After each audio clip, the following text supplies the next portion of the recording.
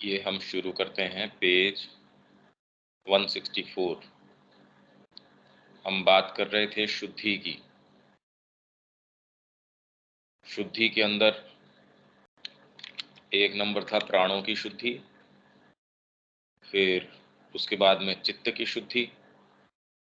चित्त के अंदर अलग अलग भाग हैं, उनकी बात हुई थी। फिर 3 नंबर यहाँ है मनस की शुद्धि। तो उसकी किस चीज से शुद्धि है? मनस की अभ्यस्त विचारों से मुक्ति। आपके जो अभ्यस्त विचार हैं, जो भी आदतन हमारे विचार हैं, मनस की अवधारणात्मक क्रिया को शांत करना। कंसेप्टिव आपकी जो क्रिया है, कंसीव करती रहती है, मनोचित्रण करती रहती है, और उसकी बोधात्मक क्रिया को उससे हटाकर बुद्धि को दे देना, प्राकाम्य का एक भाग है ये। मतलब आपकी इंद्रियों की जो शक्ति है, आप कैसे चीज़ों को परसीव कर रहे हैं, वो मनस की बजाय धीरे धीरे हटा के उसको बुद्धि को दे देना। ये बात तो हमने पहले भी करी थी। अगर ये नहीं किया जाता तो फिर हमारा कल्टीवेशन नहीं है ये। सामान्य कोई व्यक्ति है, कला कर रहा है, साहित्य कर रहा है, वो भी धीरे धीरे अपने मनस से, कि जो सामने खाली दिखता है नाक की सीध में, उसी से हटा के वो साइंटिस्ट भी एक स्तर के ऊपर ये करता है। धीरे धीरे हम सूक्ष्म मैटर के स्टेट के अंदर जाते हैं, तो उसके अंदर डायरेक्टली परसीव तो आप कर ही नहीं सकते। पर उसका आग्रह ये है कि जो सूक्ष्म भी चीज नजर आ रही है, वो जड़ भौतिक का ही परिणाम है। वो उस भाग को छोड़ता नहीं कि और कोई दूसरी चीज भी हो सकती है। मनस की शुद्धि, बुद्धि की, तर्क बुद्धि, कल्पना, स्मृति और तर्क से मुक्ति, और उन्हें उनके दिव्य प्रतिरूपों से प्रतिस्थापित कर देना। उनके जो डिवाइन काउंटर पार्ट्स हैं, इनके जो प्रतिरूप हैं, जो हमारी तर्क बुद्धि है, वो सुप्रारैशनल इंटेलिजेंस है, उससे स्मृति, कल्पना, स्मृति की हमने बात करी, जो नॉर्मल मेमोरी है, इसको इंट्यूशन से। तर्क है, भगवान का अपना एक लॉजिक है, उससे। कहने का मतलब कि ये सामान्य क्रियाओं की बजाय इनके जो डिवाइन प्रतिरूप हैं, उनसे इनको प्रतिस्थापित कर देना। शरीर की शुद्धि, समस्त शारीरिक अशुद्धियों, रोग आदि से मुक्ति और अमरत्व की प्राप्ति। तो पहले हो गई शुद्धि। शुद्धि के बिना मुक्ति नहीं हो सकती। द्वंद्वों से मुक्ति, किस किस चीज से? द्वंद्व। अब द्वंद्व कहाँ है? प्राण की शुद्ध पिपासा, क्षुधा और पिपासा से। शीतोष्ण, गर्मी और सर्दी, शरीर के सुख और दुख से। पहले तो ये हो। चित्त की प्रिय अप्रिय बोध, प्रेम और घृणा के भाव या बोध से। मंगल अमंगल बोध, अच्छे और बुरे, सौभाग्य और दुर्भाग्य के भाव से। मान अपमान बोध, सम्मान और तिरस्कार के भाव से। आप प्रैक्टिस के अंदर आप हो सकता है बिल्कुल निष्काम हो, पर निष्कामता का मतलब ये नहीं है कि आपके अंदर ये चीजें न आए, और ये चीजें आ रही हों और हम निष्काम न हुए हों, ये भी कोई बात नहीं है। मतलब इसका बाहरी आप इन मानदंडों से पता नहीं लगा सकते। आप में खाने की जबरदस्त हो सकती है, मतलब निष्कामता है, और भोजन आप बहुत प्रेम से ले सकते हैं, और आपकी कामना है बहुत अच्छे से आप संयम कर रहे हो। बाहरी मानदंड या बाहरी चीजों से विशेष कोई पता लगाया नहीं जा सकता, क्योंकि कितने लोग हैं जो इनके ऊपर सीरियसली काम करते हैं। तो बाहरी तरीके से तो वो बिल्कुल आपको तटस्थ दिखेंगे, ये दिखेंगे, वो दिखेंगे, पर अल्टीमेटली उनकी केंद्रितता स्वयं अपने आप के ऊपर होती है। तो जो मूल ग्रंथि है वो तो वैसी की वैसी बनी हुई है, इसके बारे में कुछ कहा नहीं जा सकता। और यदि आप विभूति की बात करो, मतलब ये अहम केंद्रितता है, उससे भी आप पता नहीं लगा सकते। अब नेपोलियन है, उसको किसी दूसरी चीज से मतलब ही नहीं है, और फिर भी श्री अरविंद कह रहे हैं वो एक विभूति है।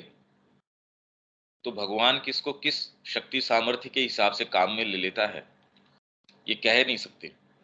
आपने ये सारी चीजें संसिद्ध कर ली हों, आप इनसे बिल्कुल ऊपर हों, पर आप कोई काम के व्यक्ति नहीं हो। प्रिय अप्रिय बोध आपको नहीं है, आपको मान अपमान नहीं है, पर इससे कोई विशेष कोई ये उपलब्धि वाली बात नहीं है। भाई ये मेरे को क्यों इतनी प्रभावी करनी चाहिए ये चीजें, कि मान अपमान बोध, सम्मान, तिरस्कार, केंद्रितता जो जो मूल चीज है उसके ऊपर क्यों ना हो। और ये भाव बड़ा गहरे से आता है, ये सोच के समझ के नहीं आता। पहली बात तो ये बात ही पकड़ में नहीं आती। मन, मन किससे मुक्त हो, अर्थात मनस और बुद्धि की मुक्ति सत्य असत्य, सत्य और असत्य के ज्ञान से, पाप पुण्य, पाप और पुण्य के ज्ञान से। ये जाति नहीं, हमारे पास आधार क्या रहे।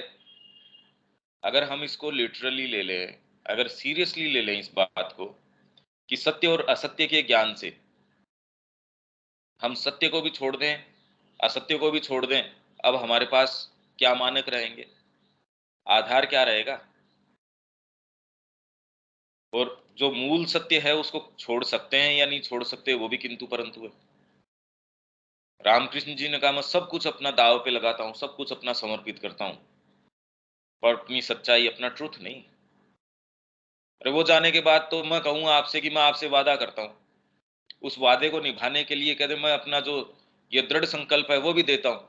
अब तो फिर बाद में वादे को जो आपने किया उसका आधार भी खत्म हो गया। तो इसका अर्थ क्या है, मतलब जो रिलेटिव स्टैंडर्ड्स माइंड ने आपके जो कर रखे हैं कि ये सत्य है, ये असत्य है, इसका जो आपको बोध है, इससे मुक्ति, ये तोड़ो। पर वो समय अनुकूल, प्री मैच्योरली हम कहते हैं इसको छोड़ दो, तो अभी एडवांस करने के, आगे जाने के हमारे पास फिर बाद में साधन सहायक क्या है, किस आधार पे आगे चलेंगे, वो तो कोई आधार नजर नहीं आता।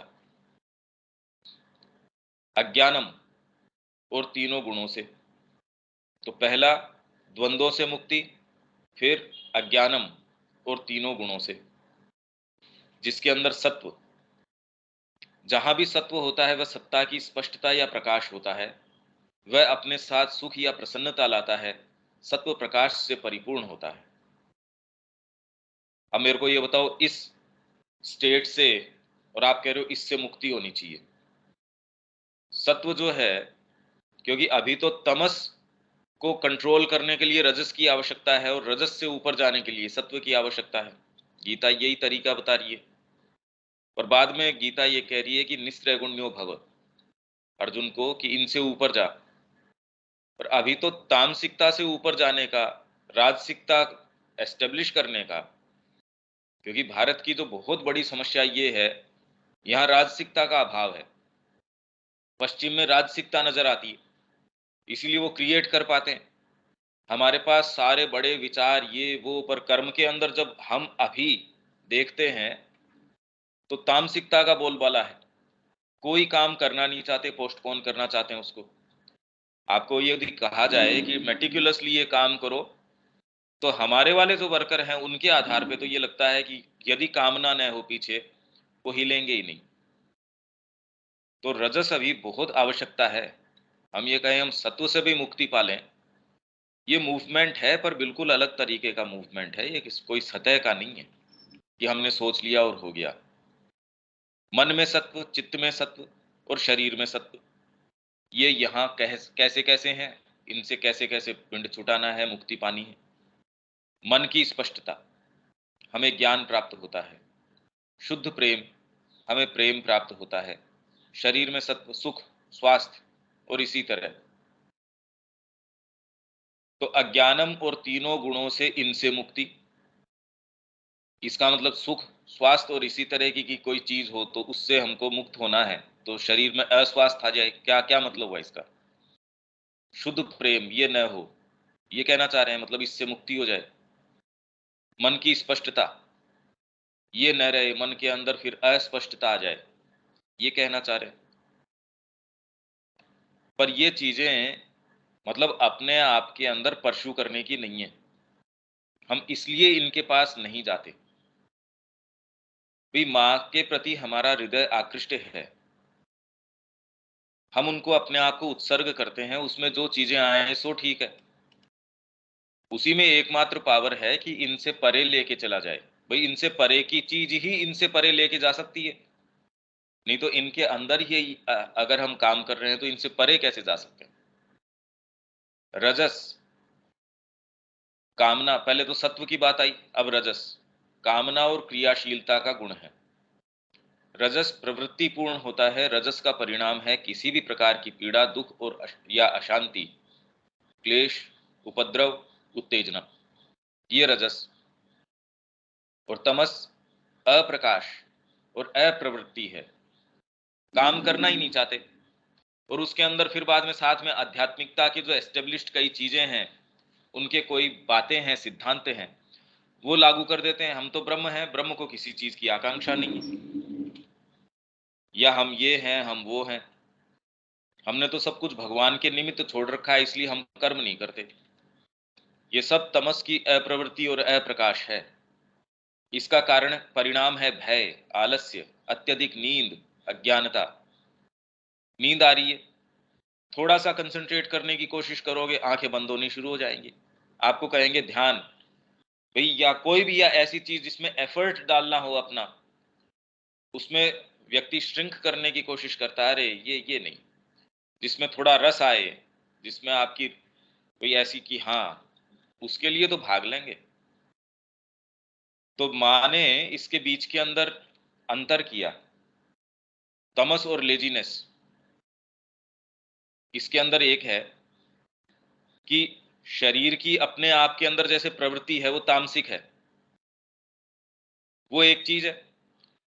पर वाइटलिटी जो है उसको कैसे, भाई उसकी प्रवृत्ति अपने आप के अंदर तामसिक है शरीर की, पर जो स्पोर्ट्स पर्सन है कैसे उसको साध लेता है, जाता है। लेजीनेस जो है वो और ज्यादा भयंकर बात है।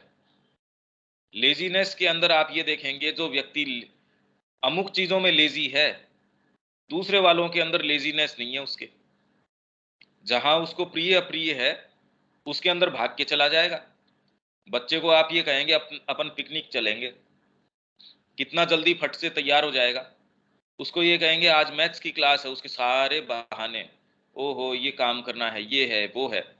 वहां लेजीनेस जो है कैसे आ जाती है मैथ्स के समय, या जो चीज आपको पसंद नहीं है उस समय। तो माँ कह रही है तमस तो अपने आप के अंदर कॉन्स्टिट्यूशनल चीज है, संरचनात्मक चीज है। आपके शरीर के अंदर तमस है, प्राण तो रजस प्रधान है ही। मन के अंदर ये जो तमस वाली बात है, मन में इतना नहीं होता।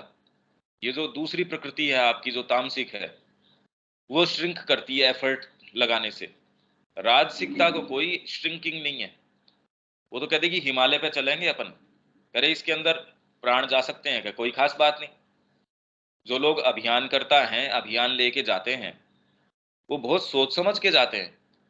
इनफैक्ट कई ऐसे एक्सपीडिशंस हैं जिसके ऊपर आपसे पहले आपको सिग्नेचर लिए जाते हैं आपके, कि भी इसमें ये खतरे हैं। कहा हाँ हाँ बिल्कुल, हम वेल अवेयर हैं कि ये हमारे साथ हो सकता है, और बिल्कुल प्रिपेयर्ड होके जाते हैं, हाँ ये चीज के लिए हम तैयार हैं।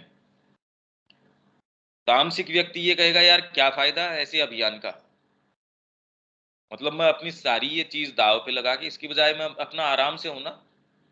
तो ये तामसिक प्रवृत्ति क्या है, इवन आप सो कॉल्ड साधना में प्रवेश कर जाती है तो आप कोई भी नया इनिशिएशन नहीं लेना चाहते, अरे यार इसमें ओहो, और इसमें आप दलीलें क्या देंगे, नहीं नहीं इससे मेरा जो डिसिप्लिन है वो गड़बड़ हो जाता है, इससे मेरा ये हो जाता है। ये अप्रकाश है, अप्रवृत्ति है। और इनका परिणाम क्या होता है, इसका भय।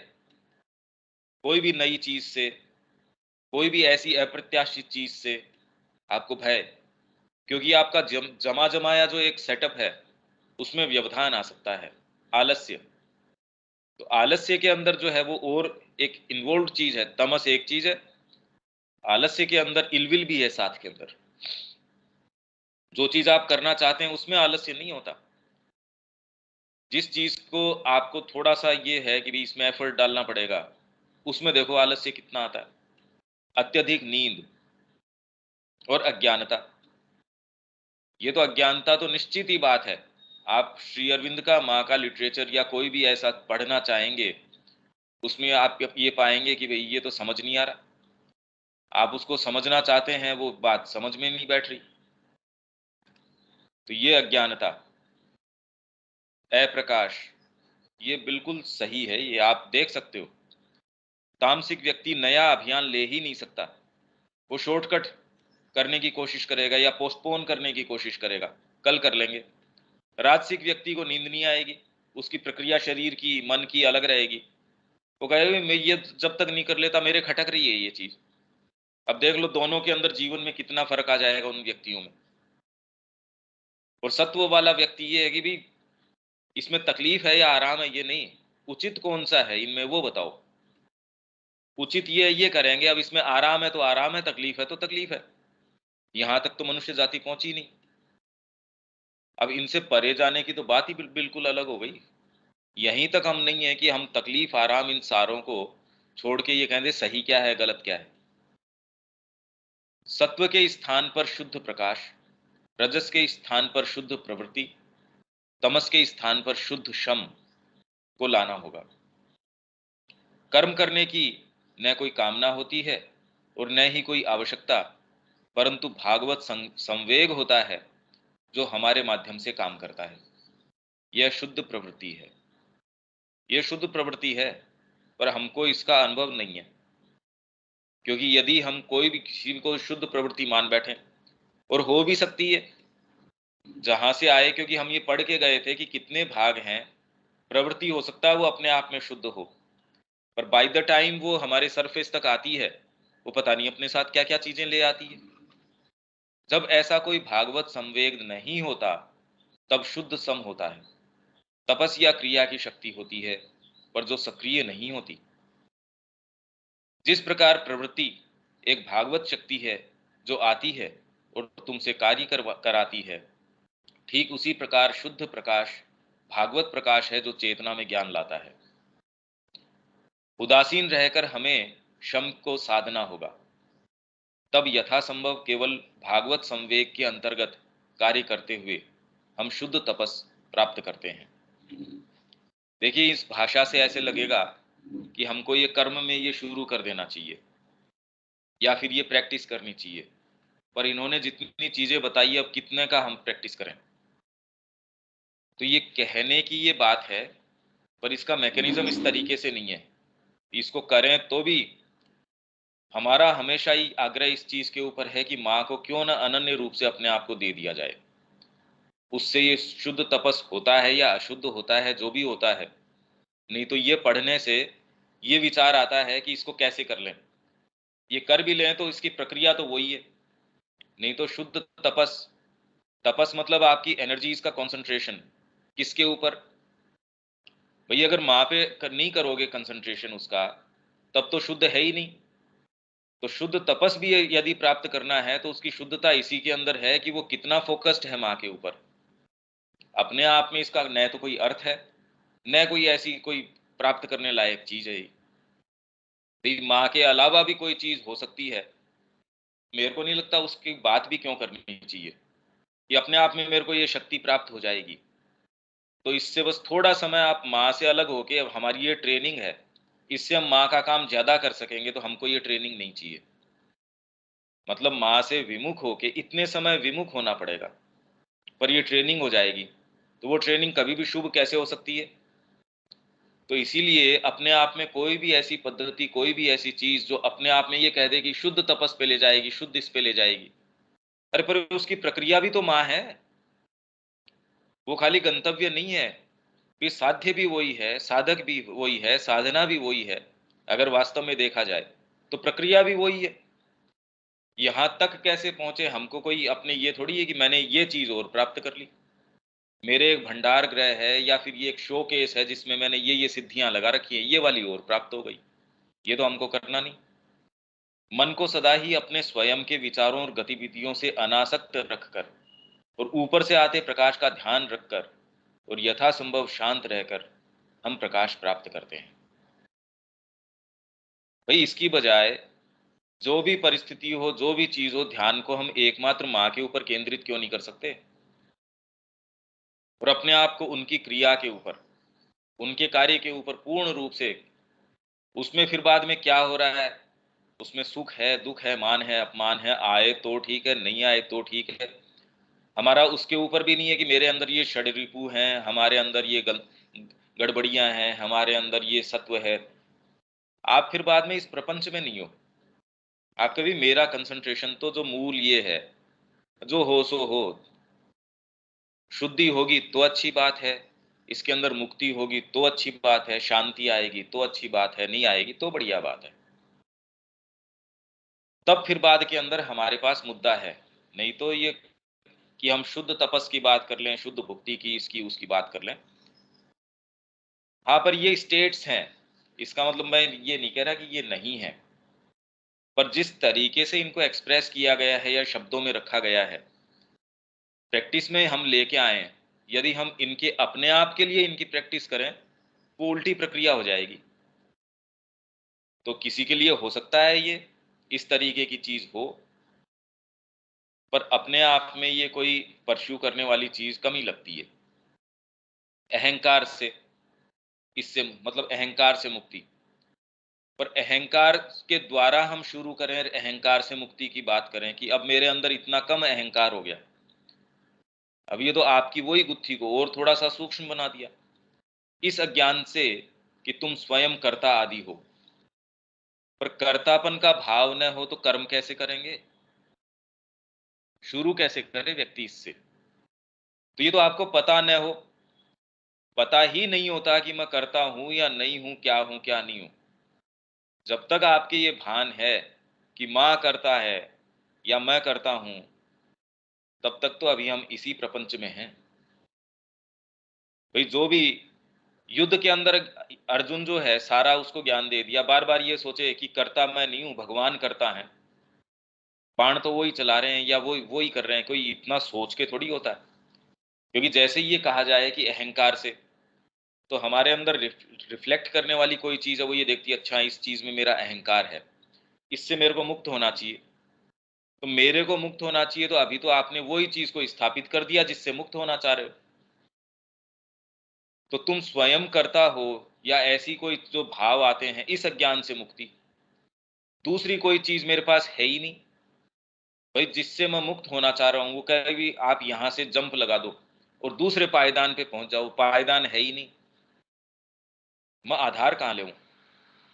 जहां भी तुम कहते हो मुझे यह पसंद है, मुझे यह नहीं चाहिए, वहीं तुम चयन करते हो और क्रिया करते हो। तुम्हारे पास जो कुछ आए तुम्हें उसे लेना और भोग करना है। अहंकार या अहम के विचार को इस विचार में बदल दो कि तुम ईश्वर हो। फिर अब इसके बाद में पहले तो आ गई आपकी शुद्धि, फिर मुक्ति, फिर भुक्ति।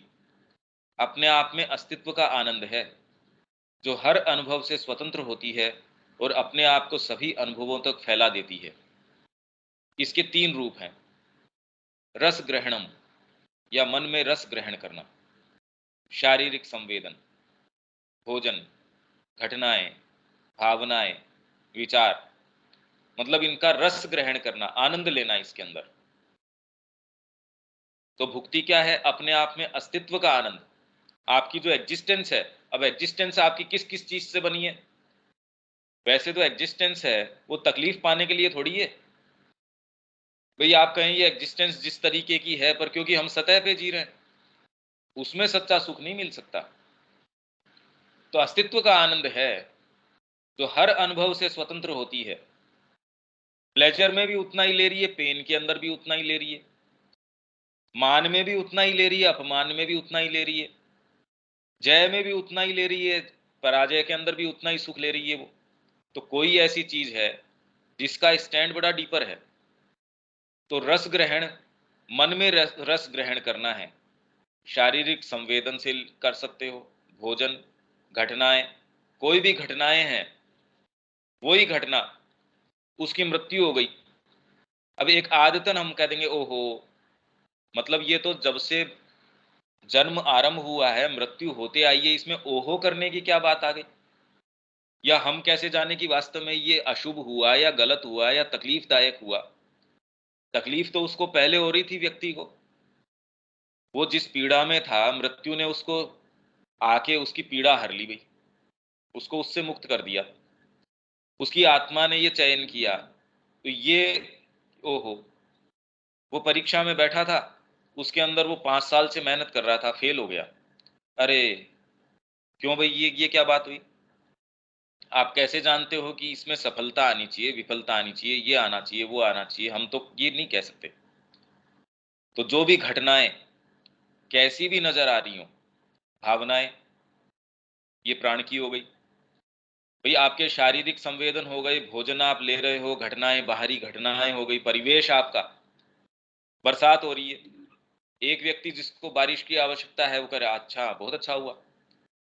दूसरा जो कुम्हार है, जिसने सपोज़ अभी घड़े बनाए हैं, वो ये कह रहा है, ये क्या हुआ? अब बताओ परमात्मा कौन से वाले की प्रार्थना सुने?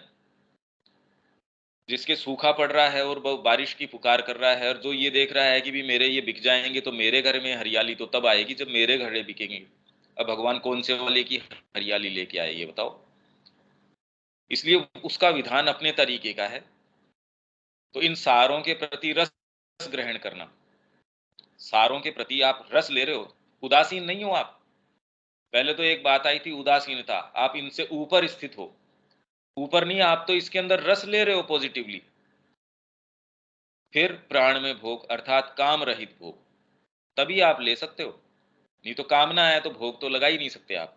आप तो आसक्त हो उससे, और आसक्त होते ही आप अधीन हो गए उसके। भोग आप नहीं लगा रहे, वो आपका लगा रहा है। भाई यदि आप टेक्नोलॉजी से इतने ज्यादा आसक्त हैं तो टेक्नोलॉजी आपको काम में ले रही है, आप थोड़ी काम में ले रहे हो। यदि मैं मोबाइल को अपने तरीके से काम में लूं, तब तो मेरा है, मेरा यंत्र है वो।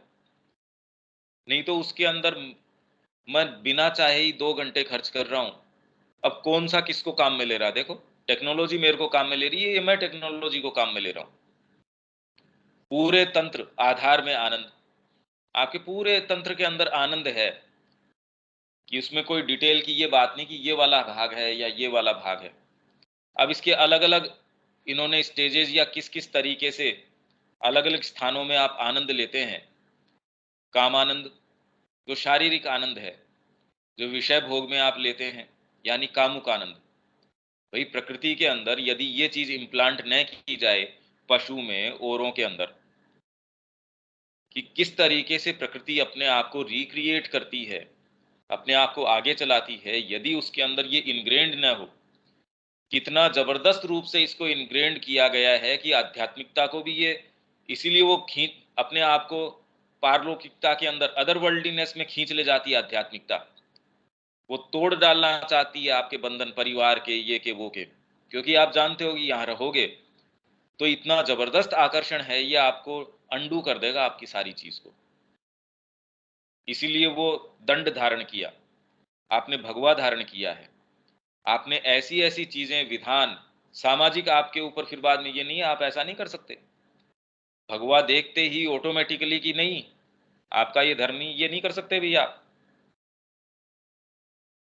आप प्रयास कर रहे हैं भाई, आइडियली तो हम ये कह रहे हैं कि इसको इतना ये नहीं होना चाहिए कि मेरे को तो यही कपड़े पहनने, ये करना है। पूर्ण तो इसके अंदर है कि आप सब तरीके से सारे का भोग करो। आइडियल स्टेट तो हो सकती है, पर अभी हमारी वर्तमान स्थिति नहीं है, क्योंकि ये सारी चीजें इम्प्लांटेड हैं। आत्मा की पुकार एक है, प्रेमानंद, प्रेम की सकारात्मक भावना से आनंद प्राप्त करना। चित्त, अहेतुक आनंद, हेतु नहीं है उसके अंदर। आप जा रहे हैं परमात्मा के पास में, हेतु नहीं है उसका। आपको सहज आनंद आ रहा है उसके अंदर, वो जैसे रखे वैसे में आनंद है, बिना किसी कारण के आनंद, मनस का। चिद घनानंद, गुणों से परिपूर्ण विषय में चित्त का आनंद, गुणों से परिपूर्ण विषय में चित्त का आनंद, ये विज्ञान है। शुद्ध आनंद, सभी कुछ की सुंदरता का आनंद। चिदानंद, गुण रहित शुद्ध चेतना का आनंद। चित्त तपस, चित्त का आनंद, मतलब चित्त, वो चित्त नहीं है ये, चित्त कॉन्शियसनेस, शुद्ध चेतना, चेतना जिसको चिदानंद। सदानंद, ये सत हो गया, सत चित्त, और ऊपर वाला शुद्ध आनंद, अपने आप में आनंद। इस सत आनंद सदानंद, चित आनंद चिदानंद, और फिर बाद में आनंद अपने आप में, प्रॉपर, तो सत, चित और आनंद। तो चिदानंद के गुण रहित शुद्ध चेतना का आनंद, ये चित और तपस दोनों है इसके अंदर। हमने ये बात करी थी कि चेतना, अवेयरनेस और पावर, चित के अंदर ये दोनों पार्ट हैं। सदानंद, सत का अपना, सभी विषयों और अनुभवों से अलग शुद्ध सत्ता का आनंद, कि आप सत्य के अंदर हो। अब ये देखो, ये चीजों का हमको न तो अनुभव है, आज साइकोलॉजिकली किन्हीं स्टेट्स के अंदर होता होगा, पर इसकी कोई चर्चा करने में कोई विशेष कोई, पर ये है कि हाँ ये चीजें हैं, ये सारे आनंद निहित हैं। परमात्मा इन सारों के द्वारा, इन सारों से परे, इनको यथा योग्य तरीके से काम में लेते हुए यहाँ ये काम कर रहे हैं। 5 चतुष्टयों की सिद्धि, ब्रह्म, कर्म, शरीर, विज्ञान और समता। क्योंकि हमने सिद्धि, भाई पहले हमने आनंद, शुद्धि, फिर बाद के अंदर मुक्ति, फिर भुक्ति, और फिर बाद में सिद्धि। तो सिद्धि के अंदर है 5 चतुष्टय जो हमने पढ़े हैं, उनकी सिद्धि, ब्रह्म, कर्म, शरीर, विज्ञान और समता। ये हमने चतुष्टय पढ़े, ब्रह्म चतुष्टय पढ़ा, कर्म का, शरीर, विज्ञान, समता, इन सारों के चतुष्टयों की सबकी अगर सिद्धि हो जाती है आपकी, तो ये सिद्धि है। ये पांचों चतुष्टयों की सिद्धि, ये पूर्ण सिद्धि, ये सिद्धि है। अब आप लोगों के पास टेक्स्ट है हमारे 12वें वॉल्यूम का। ये जो है इतने लंबे समय से हमारा रिकॉर्ड ऑफ योग 10वां 11वां वॉल्यूम चल रहा था, ये आज पूरा हुआ।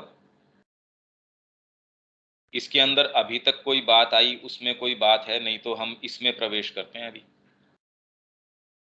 ये बड़ा गंभीर विषय है। अब जो आ रहा है इसके अंदर, इसको कैसे कम्युनिकेट कर पाएंगे या कैसे क्या है, ये मैं नहीं कह सकता अभी तक कोई बात शब्या जी इसके अंदर, क्योंकि आगे आने वाली यात्रा है वो थोड़ी और गंभीर होने वाली है।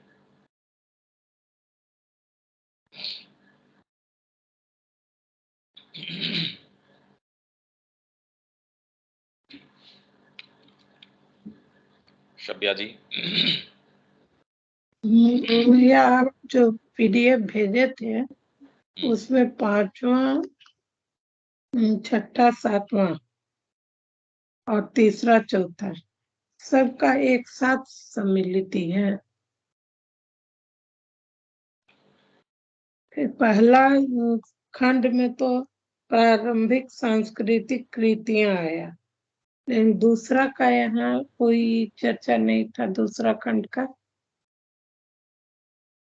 दूसरा अभी किया नहीं, अभी निकल जो मैंने आपको भिजवाया है। हाँ, वो 12वां खंड है। हाँ वही तो करना है अपने को। अभी तक की इसके अंदर कोई चीज नहीं है।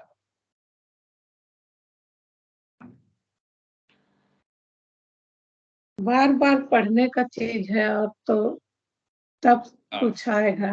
ऐसे तो एक जब पढ़ते रहते हैं उस समय तो मस्तिष्क में रहता है, उसके बाद फिर गायब हो जाता है।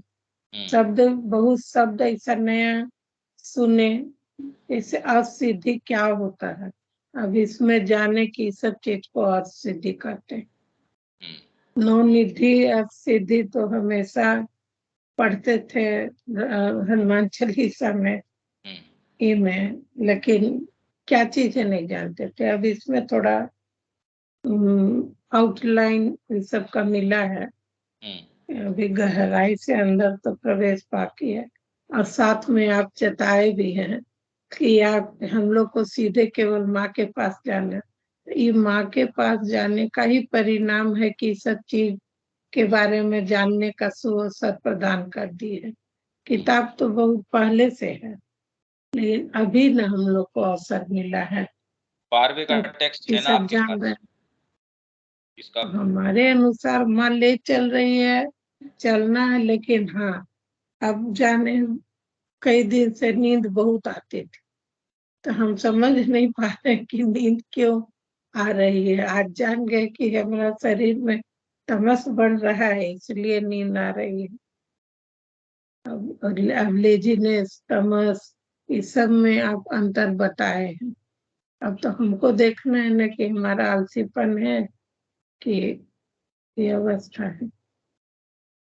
सबके प्रति शब्द जो ये सब सुन रहे हैं तो हमको तो ये लग रहा है कि चलो अपना ऑपरेशन करने का बहुत मटेरियल दे दिए हैं भैया, अब करना हम लोग को, हम आगे यही समझ रहे हैं। आगे आगे चलें शफिया जी।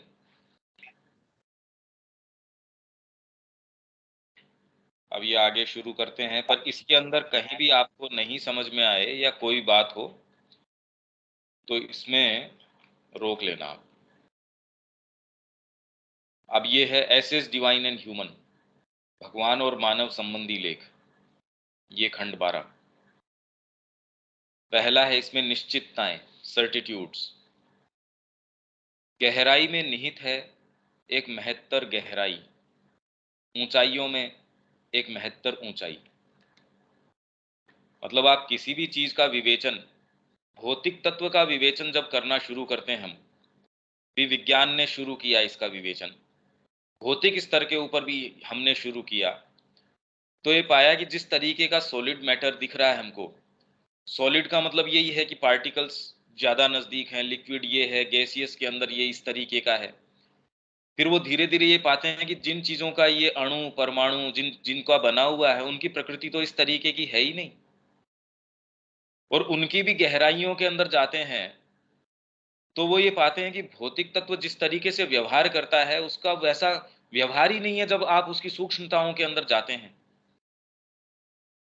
इसी तरीके से हम अपने एग्जिस्टेंस की बात, जीवन की अगर बात करें, तो हमारे अलग अलग भाग, अलग अलग चीज, मनुष्य की कितनी चीजें हैं, प्रकृति की बातें हैं, इन सारों के अंदर गहराई में एक परत के बाद दूसरी, दूसरी के बाद तीसरी।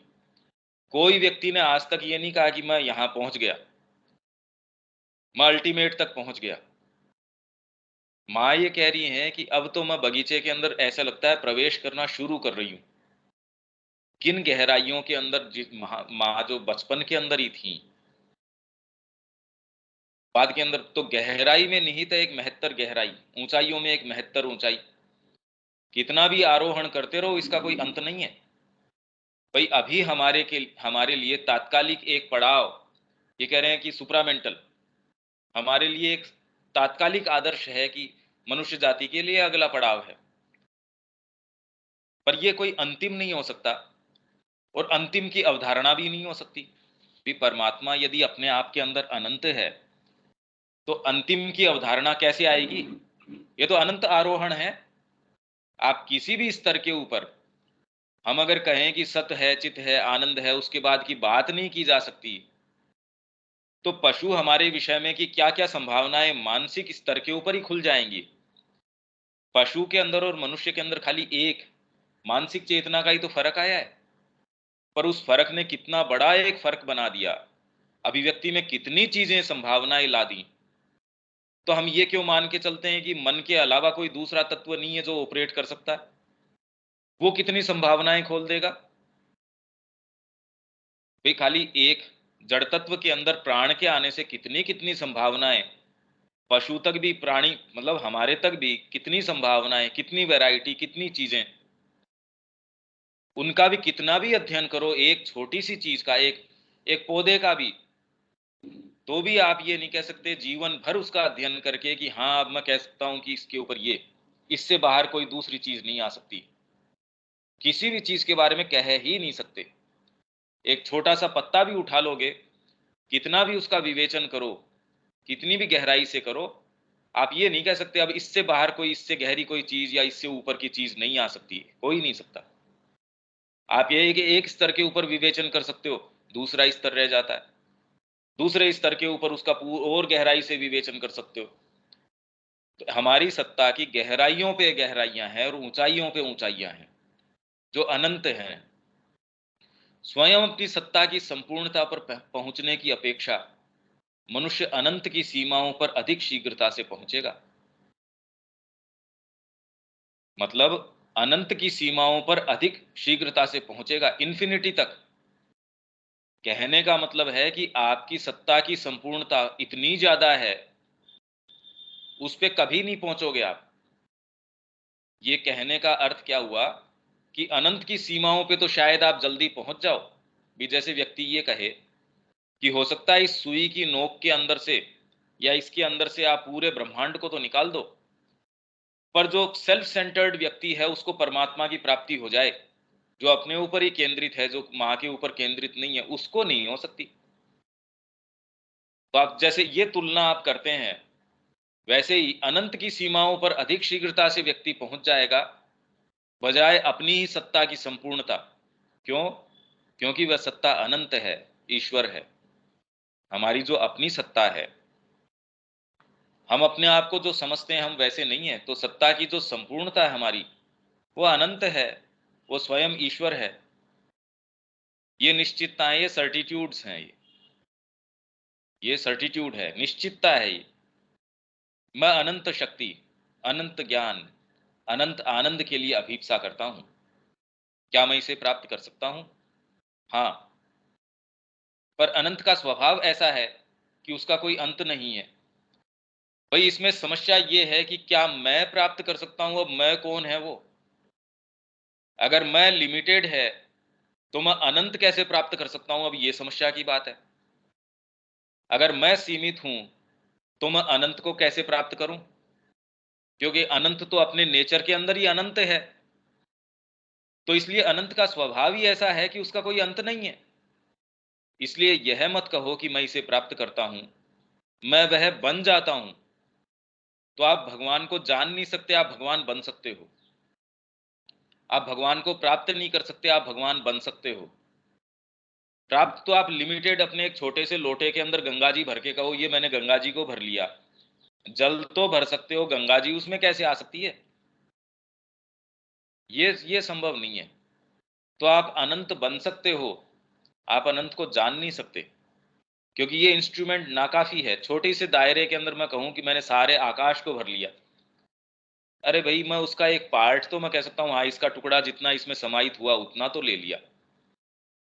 तो मैं अनंत ज्ञान, अनंत शक्ति, अनंत आनंद, अभीप्सा तो हम करते हैं, पर क्या मैं प्राप्त कर सकता हूं? और अगर मेरे को प्राप्त भी है तो क्या मैं पता कर सकता हूं? सबसे बड़ी समस्या तो ये है। भाई जोरदार बुद्धि इसके अंदर ये है कि मैं ऑलरेडी ये हूं, मैं अपने आप में कोई अलग चीज ही नहीं हूं फंडामेंटली।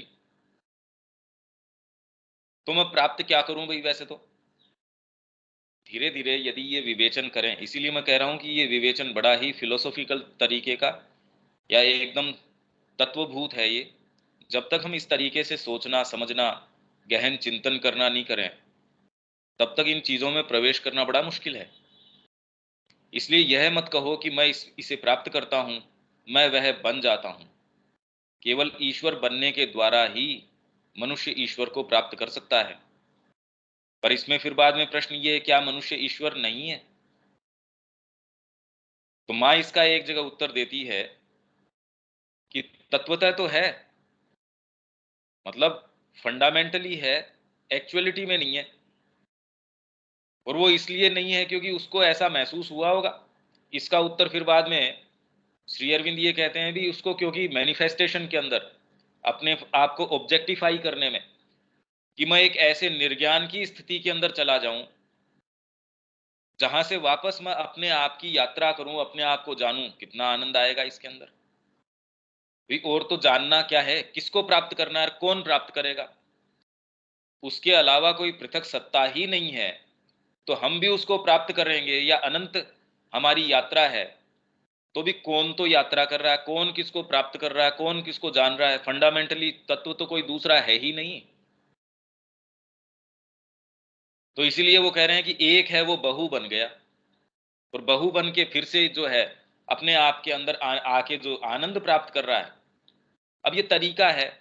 अब हम तो पूछ के आए नहीं, न परमात्मा हमको ये कह रहा कि मैं तो इससे आनंद प्राप्त कर रहा हूं।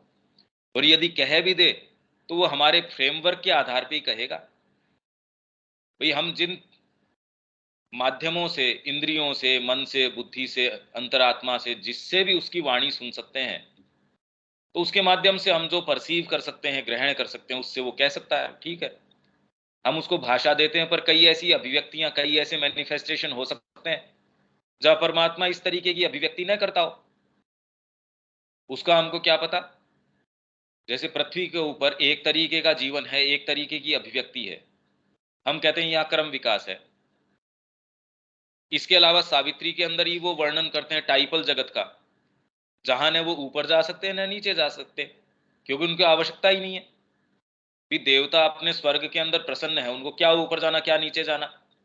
कल्प वृक्ष है आपके पास अक्षय यौवन है, न आप थकते, न आपके कोई गलत चीज मन में प्रवेश कर सकती। चाहो वो उस चीज का निर्माण कर लो, मन से आप सारी चीज कर सकते हो। तो मनुष्य के अंदर ही ये इम्प्लांट करी गई है इनसफिशियंसी।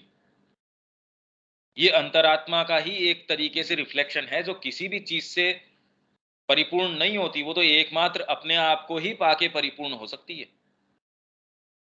तो अब दूसरे कहें कि कामना से मुक्त होना चाहिए, अरे कामना तो रिफ्लेक्शन है इसका, कैसे मुक्त हो जाओगे।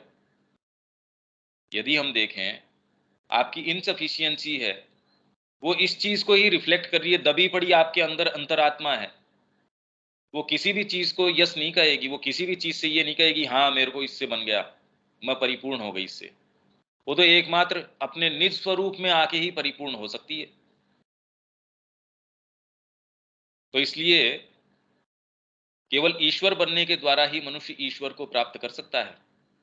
तो ये मूवमेंट प्राप्त करने का नहीं हुआ, ये मूवमेंट तो अपने आप को उत्सर्ग करने का हुआ, या कम से कम ये है कि इससे तो चालू करें। इसलिए साधना के अंदर समझदारी इसके अंदर है कि मैं प्राप्त करूं नहीं, अगर प्राप्त भी करना है तो इसमें कि मैं कितना अपने आप को दे पाता हूं, उतनी प्राप्ति है। अब दूसरे कहते हैं यार ये क्या बात हुई, जिसको इसका मैकेनिज्म या इसका रहस्य नहीं पता, वो तो ये कहेगा फिर बाद में फायदा क्या हुआ इसका। आप कह रहे हैं मैं मुक्ति इससे प्राप्त करता हूं कि मैं गुरु के प्रति पूर्ण रूप से समर्पित हो गया, मैंने अपने आप को टोटल दे दिया उनको, ये देने के बाद मैं मुक्त हुआ। मतलब आपका एक एक अंग आपने जितना ही उनको समर्पित कर दिया, आप उनके अलावा कोई चीज सोचते नहीं, समझते नहीं, अब आप पूरी मुक्ति आपके हुई है। मतलब अपने आप को गुलाम बना के मुक्त हो रहे हो, ये वाली बात समझ नहीं आ रही, पर ये बिल्कुल सही बात है। क्योंकि अदरवाइज मनुष्य हर हालत में दास होता है, चाहे दूसरों का, अपने वातावरण का, और अपने खुद की इच्छाओं कामनाओं का। आपके विचार हैं, आपके सिद्धांत हैं, आपकी सोच है, आपकी समझ है, आपकी जो इंद्रिय जो बोध हैं, उन चीजों के सेंसेशंस हैं, भय है, इन सारों के आप गुलाम हैं। मुक्तता किस चीज के अंदर है भाई, माँ को देने का मतलब ये है कि आपकी स्वयं की ही निज जो अंतरात्मा है वो आपका आधिपत्य कर रही है। आप माँ को देके अपने आप को, ये तो माँ के ऊपर वैसे तो भार हो जाता है आपको देना, आपने अपना भार माँ को दे दिया, तो ये तो माँ के ऊपर भार है। देना अपने आप में जो क्रिया है, क्योंकि वो देने की क्रिया से आप में तो कोई शुभ चीज आ सकती है, नहीं तो अपने आप में कोई चीज अच्छी है ही नहीं। और ये देना, ये जो दान है, ये जो उत्सर्ग है, जो आत्मोत्सर्ग कहा जाता है भाई, इसमें आप किसी और को नहीं दे रहे, और आर्बिट्रेरीली ये सोच के ये दे भी नहीं सकते कि मैं इस व्यक्ति को दे रहा हूं। अगर व्यक्ति नजर आ रहा है तो उसमें गुरुता नहीं है। फिर बाद में गुरु तो आपका साक्षात परम ब्रह्म, क्यों कह रहे हैं वो इस रूप में आपके लिए आया है, और उसको अंतरात्मा पहचान सकती है। एकमात्र वही, आपके इंद्रियों से आप कैसे पहचानो, शरीर को देख के, ज्ञान देख के, उसके प्रभाव को देख के, तो ये तो सारे इनसफिशियंट है। उनका आकर्षण जब तक है तब तक तो ठीक है, उनका आकर्षण जब तक नहीं रहेगा खत्म हो जाएंगे। परंतु प्राप्त करने से पहले वह उसके साथ संबंध स्थापित कर सकता है। इसीलिए कई कहते हैं कि मेरे को चीनी बनना अच्छा नहीं लगता, मैं तो उसका आस्वादन करना चाहता हूं। वो आनंद है, मैं उसका आनंद, मैं स्वयं आनंद बन जाऊं। कई लोग ये उदाहरण भी देते हैं। आध्यात्मिकता में पुस्तकों में अलग अलग तरीके की बातें हैं, और वो सारी ठीक हैं साइकोलॉजिकल स्तर के ऊपर, जब आप उससे व्यवहार कर रहे हैं, सारी चीजें हो सकती हैं भाई। लीला के अंदर सारे भाव आ सकते हैं, सारी बातें आ सकती हैं। तो वो ये कह रहा है कि पहले मैं उससे संबंध स्थापित करूं, मैं परमात्मा बन जाऊं। पर उसके सेवा करने में, उसके साथ व्यवहार करने में, उसके साथ लड़ाई करने के अंदर, संवाद करने के अंदर, अब भगवान को मैं पोशाक पहना रहा हूं, उसको भोग लगा रहा हूं, इसका एक अपना आनंद है। माँ को मैं जान रहा हूं, उसका एक अपना आनंद है। आप ये कह रहे हो आप वो तत्व स्वयं बन जाओ, तो वो तत्व तो आप हो ही ऑलरेडी, बन क्या जाओ। तो इस प्रक्रिया से वो क्यों जा रहा है, इसका भी एक कोई सत्य होना चाहिए। नहीं तो इतनी परेशानी से आप पहले तो गड्ढे के अंदर गिर जाओ और फिर बाद में रेस्क्यू ऑपरेशन चलाओ आप। तो आप तो बेवकूफ हो सकते हो गड्ढे के अंदर आपने की मैं जबरदस्ती गिर गया जी। परमात्मा ऐसे गड्ढे के अंदर और इतने सारे शरीर धारण करके, इतने सारे ये ब्रह्मांडों का निर्माण करके ऐसे गड्ढे में गिरे कि जहां बड़ी मुश्किल से उसको पहले तो जड़ तत्व बन जाए, जहां से कितने वर्षों बाद में उसका जो है मंथन होके तब जाके बेचारा कोई सिंगल सेल्ड ऑर्गेनिज्म बनता है, एक कोशिकीय जीव बनता है। उससे धीरे धीरे जीवन आता है, कितना मुश्किल से, जिसके अंदर जो है कोई भोजन है, कोई किसी को खाने वाला है, एक दूसरे को, मतलब ये फूड साइकिल हम देखते हैं कि जीवन ही जीवन को खा रहा है, एक जो है दूसरे को खा रहा है और उस जीवन के आधार के ऊपर खुद जीवित है। तो ऐसे के अंदर कैसे आगे चलाए और रूप कैसे लेके आए। तो धीरे धीरे हम ये कह रहे हैं कैसे अपने आप को स्थापित कर रहा है, जड़ के बाद के अंदर, फिर बाद में प्राण, प्राण के बाद में आपके मन, मन के बाद में और ऊपर के। तो उसके अंदर कहीं ना कहीं उसको ये पूरी प्रक्रिया के अंदर इसमें कोई चीज ऐसी एस्टेब्लिश करता है, वो ऐसी कोई चीज यहाँ है इसके अंदर। नहीं तो कोई वो कहता तथास्तु, ऐसी चीजें करने की आवश्यकता क्या थी, विज्ञान के माध्यम से जानने की, या आपको इन सारे माध्यमों से, इनमें अपना सत्य है इसीलिए तो इनको टॉलरेट किया जा रहा है। अब वो क्या सत्य है क्या नहीं है, भगवान के साथ संबंध स्थापित करना योग है, उच्चतम परमानंद और उदात्ततम सार्थकता है। सबसे ऊंची सार्थकता, सबसे ऊपर का परमानंद एकमात्र ये है कि उनके साथ संबंध स्थापित करना, ये योग है। पर हम ये कहते ही नहीं। हम माँ के साथ संबंध इसलिए स्थापित करते हैं क्योंकि हृदय और कोई दूसरी चीज मानता नहीं। ये आनंद है या इसके अंदर तकलीफें आती हैं, ये सार्थकता है या बिल्कुल निरर्थकता है। पहले तो हो सकता है हम पूरे देश का संचालन कर रहे थे, ये कर रहे थे, वो कर रहे थे, अभी आके आश्रम के अंदर शांति से बैठे, किसी एक डिपार्टमेंट के अंदर बिठा दिया, डाइनिंग हॉल के बाहर आपको तो खाली इसलिए बिठा दिया कि जो आए बस उनके पास चेक करते रहो। पहले आप ये करें, मैं तो पहले पूरे देशों की नियति तय कर रहा था, अब सार्थकता दूसरा कहेगा यार तेरे अंदर कैपेबिलिटी है। अब दूसरा जना वहां बैठा है वो तो बिल्कुल सत्यानाश कर रहा है देश का। ये देख के यदि आप ऊपर नीचे हो रहे हो, इसका मतलब अभी आप तैयार नहीं, और जो चीज के लिए आप जा रहे हो उसकी आपको वास्तव में कीमत भी पता नहीं। मानवता के दायरे में ऐसे संबंध है जिन्हें हमने विकसित किया है। संबंध हैं ऐसे, परमात्मा के साथ संबंध किन चीजों से स्थापित करते हैं, पहले तो प्रार्थना। यदि आप परमात्मा को माने ही नहीं तो आप प्रार्थना करें किससे। तो इसलिए वैसे तो देखा जाए नास्तिक व्यक्ति हमसे बेटर उठ पड़ता है, वो कह रहा है ऐसी कोई सत्ता को मैं मानता ही नहीं। पर आस्तिक व्यक्ति एक और तो कहता है कि मैं मानता हूं भगवान है, तो फिर बाद में व्यवहार इस तरीके का करता है। तो उनसे संबंध स्थापित करने के लिए क्या प्रार्थना, और जितनी ही गहरी आपकी प्रार्थना होती है, माँ कहती है कोई कोई भी प्रेयर ऐसी नहीं है जो अनआंसर्ड रह जाती हो, आंसर उसका निश्चित मिलता है। हाँ, आप उसको सुन पाओ या आप उसको जैसा, क्योंकि वो प्रार्थनाएं जनरली हमारी भीतर से तो होती नहीं, भीतर वाली तो इंस्टेंटली अपना उत्तर लेके आती है। अगर भीतर से आ गई तो ये मानो कि ये एक सर्टिट्यूड है, निश्चितता है कि वो तो मैकेनिज्म ही अलग है, वो तो लाएगी। आत्मा की अगर पुकार आ गई और मैनिफेस्टेशन में उस तरीके की चीज नहीं है तो नई क्रिएट कर देगी, कुछ भी कर देगी, क्योंकि डिवाइन ग्रेस को पुकार लाएगी, वो माँ की शक्ति को पुकार लाएगी।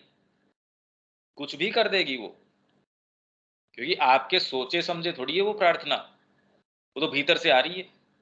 तो माँ की जैसे जो अपनी प्रेयर्स एंड मेडिटेशंस हैं, बाद में दमोदर के अंदर वो पूछा गया, श्री अरविंद उसका उत्तर दे रहे हैं कि माँ किससे प्रार्थना कर रही हैं, भी वो प्रेयर कौन सी, क्या क्या क्या तरीके की प्रेयर है वो, कि भगवान मेरे को ये दे दो ये दे दो, इस तरीके की तो है नहीं। हालांकि संपर्क स्थापित करने के लिए उनको भी दरकिनार, या उसको ये नहीं कि ये नहीं, उसको भी स्वीकार किया जाता है। कोई प्रार्थना करता है कि माँ चोरी करने जा रहा हूं, सफलता देना, अब दूसरे कह रहे ये क्या बात है, तो भवानी की उपासना करके जाते हैं डाका डालने के लिए, उनका सफल होता है वो अभियान। उपासना, आराधना, यज्ञ, विचार, विचार मतलब आप उसका चिंतन कर रहे हैं, श्रद्धा, विज्ञान और दर्शन। फिलोसॉफी क्या क्या करती है भी, क्या है, कोई तत्व है इस तरीके का, विज्ञान जानने की कोशिश करता है क्या है इसके पीछे, वो कहता है एनर्जी है इसके पीछे। इससे परमात्मा के तो फर्क नहीं पड़ता, उसको एनर्जी कहा जाता है या उसको कोई ऐसा तत्व कहा जाता है या उसको जो भी आप नाम दीजिए, कहने का मतलब ऐसी कोई पीछे चीज है। हमारी विकसित क्षमता से परे अन्य संबंध भी हैं, भाई जैसे प्रेम है, आप अनन्य प्रेम, राधा भाव कोई है, पर ये तो विकसित कोई क्षमता से परे के संबंध हैं, परंतु मानवता के दायरे में उन्हें हमें अभी विकसित करना बाकी है। ये वे संबंध है जिन्हें उन विभिन्न अभ्यासों द्वारा प्राप्त किया जाता है, जिन्हें हम सामान्यतः योग कहते हैं। आवश्यक नहीं कि हम उसे भगवान के रूप में जानते हों, हम उसे प्रकृति के रूप में। मैं ऊपर कह रहा था कि कोई आप उसको भगवान का नाम दें, नहीं, कोई कोई जरूरी नहीं है। भाई कितने सारे लोग हैं उसको कोई नाम नहीं देते, कितने हैं उससे अहैतुक रूप से, कोई उसको प्रकृति के रूप में, कोई अपने उच्चतर सेल्फ के रूप में, कोई अनंत के रूप में, किसी अवर्णनीय लक्ष्य के रूप में जान सकते हैं। इस्लाम इसलिए उसकी मूर्ति नहीं गढ़ता, वो कहता है नहीं नहीं ये मूर्ति की पकड़ में नहीं आ सकता। दूसरा उसको दूसरे तरीके से, तीसरा कह रहा अकाल है वो तो, तीसरा कह रहा है वो तो नाद है, तीसरा कह रहा कुछ, चौथा कह रहा कुछ है, दूसरा कुछ कुछ कह रहा है, सब अलग अलग है अपने अपने। कोई अकाल कह रहा है उसको, जैसे ये नानक कह रहे हैं ना अकाल, इसी रूप में बुद्ध उनके उसके पास गए, वो कह रहे हैं नहीं नहीं मैं इसको रूप के अंदर नहीं, इसी रूप में कठोर अद्वैतवादी उसके समीप जाता है, यहां तक कि नास्तिक के लिए भी वह सुलभ है। भौतिकवादी के लिए वह अपने आप को जड़ तत्व के रूप में छिपा लेता है। अब भौतिकवादी जो है उसके लिए परमात्मा डीलिंग किससे करेगा, और आप जो भी चीज से डील कर रहे हैं तो परमात्मा ही, तो वो जड़ तत्व के अंदर छिपा लिया, तो अब आप उससे जब डील करेंगे तो आप इसको जड़ तत्व से डीलिंग, फिर उसके पीछे सूक्ष्मतर एनर्जी से डीलिंग, डीलिंग तो करेंगे उसी से। शून्यवादी, शून्यता है कुछ नहीं है के लिए वह पूर्ण शून्य की गोद में छिपकर उसकी प्रतीक्षा करता है, और फिर बाद में जब उसको और गहनतर शून्यवाद में जाता है तब धीरे धीरे धीरे धीरे, तो इसीलिए गीता ये कहती है ये यथा माम प्रपद्यन्ते तांस तथैव भजाम्यहम्, मतलब मेरे पास जिस तरीके से जो आता है, जो मेरे को उसी तरीके से मैं उसको प्राप्त हो जाता हूं। ये आपके सर्टिट्यूड, इसके विषय में यदि कोई बात हो तो कल हम कर सकते हैं। ये इसी तरीके की चीजें हैं जो बड़ी गहन चिंतन की, इसके लिए बड़ा आपको इसके ऊपर विचार करना पड़ेगा और इसमें कड़ियां जोड़नी पड़ेगी। शून्यवाद क्या है भैया? निहिलिज्म, ये कुछ नहीं है, कोई भी चीज है ही नहीं, शून्य है।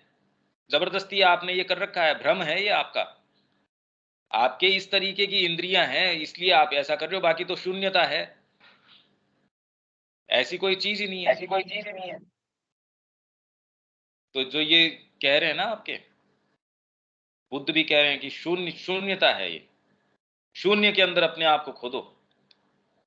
तो उसके कई तरीके वो बता रहे हैं कि समाधि के अंदर ऐसी अवस्था में उसमें शून्य है, आप उसको बताने की कोशिश करते हो कि आपके माइंड है, ये है वो है, तरीके हैं और सारे ही सही हो सकते हैं और सारों का भी अपने से, तो ये है कि हमारे माइंड को थोड़ा सा ये फ्लेक्सिबल बना सकती हैं ये बातें। ठीक है, कल मिलते हैं शब्या जी। इसमें इसका थोड़ा आप विचार करना, कोई और चीज। ठीक है भैया। जय श्री माँ।